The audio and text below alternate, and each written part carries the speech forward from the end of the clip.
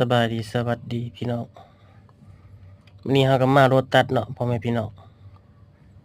มารถตัดแล้วก็สิมาแวะเบิ่งของเครื่องใช้เครื่องซอยนี่แหละพี่น้องเอ้ยมาเบิ่งลูกบิดเนาะบัดนี้พี่น้องว่าราคามันเท่าใดว่าสิมื้อใส่ประตูอยู่เฮือนพี่น้อง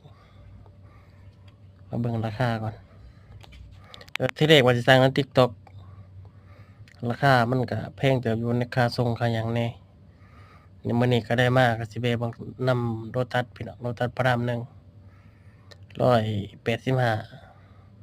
ตัวนี้300พี่น้องเอ้ย300กว่าบาทก็ธรรมดาราคาแต่มันเป็นเด็กมีเนียมบ่งามอยู่พี่น้องตัวใหญ่น่าจะใส่บานใหญ่เนาะใส่ประตูทางเข้าก็มีวงยืนเนี่ยวงใหญ่เนี่ยก็สิมีตั้งไปเรือนครัวแล้วก็ห้องน้ำแล้วก็ห้องนอนแล้วก็ห้องข้างๆสิเป็น5อันพี่น้องเอ้ยลูกบิด5อันเดี๋ยวสิมาเบิ่งบานพับนำว่ามีรุ่นใดแน่เนาะมันมีหลายแบบ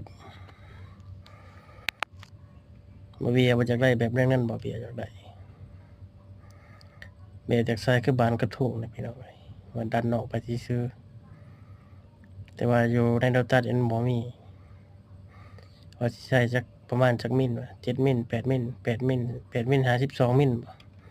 ความยาวแต่ว่าบ่มีแต่บานพับธรรมดามีบานพับน้อยๆให้กระดูกบิดราคามันก็มีหลายอัน100กว่าบาทแล้วก็185นั่นก็300กว่าบาทแต่มารอเบิ่งก่อนหารอเบิ่งก่อน